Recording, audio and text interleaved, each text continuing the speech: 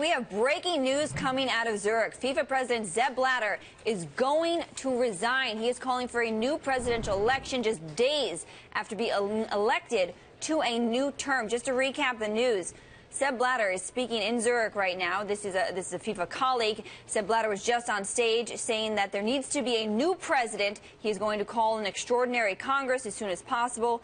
He says that the mandate was not supported by everybody, referring to Friday's vote. He says FIFA needs profound restructuring. Joining me now to discuss is Bloomberg's Brendan Greeley, also co-host of Bloomberg Surveillance.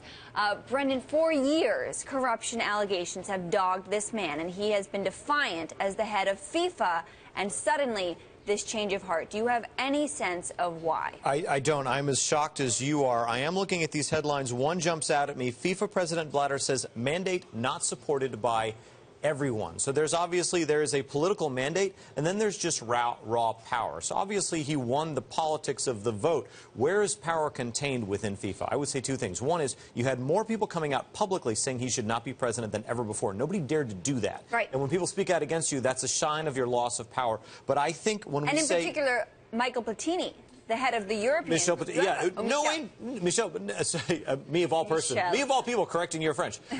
No angel himself saying that, that they're not going to stand for that. I think that when we're talking about everyone, what we mean is the sponsors. This is pure conjecture. There's been no public note of this, but I can't think of anyone wielding the power that the sponsors do in stepping in and saying, okay, you had a pretty good run there. This is going to have to change going forward. This is such a profound change of tone from what he said defiantly after his election. It's my Congress. I'll take the last word. I'm going to take us forward on only Friday. That I can only imagine that this is not pressure coming from UEFA, the European leagues. This is not coming from the U.S. prosecutors. This is his sponsors. Again, pure conjecture, but they are the only organization or people that have the power to sit down and make him change his mind. And certainly that was something we did see last week. Yeah. We saw the likes of Visa, McDonald's, many of the giant corporate sponsors.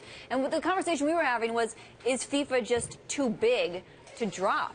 Does it matter that it's corrupt? Fans are still going to tune in. Oh, yes, of course. And it doesn't matter for the sponsors because it's such an attractive advertising platform. They wouldn't want to walk away. It is hard to put my finger on what's exactly changed this time.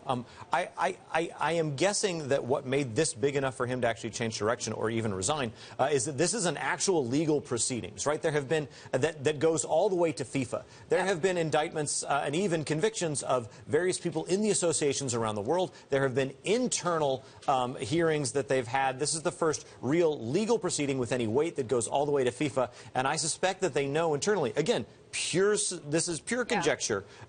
We know that the person named in the indictment was Jerome Falca. This is his second in command, and that we have no idea how much farther it went. All right.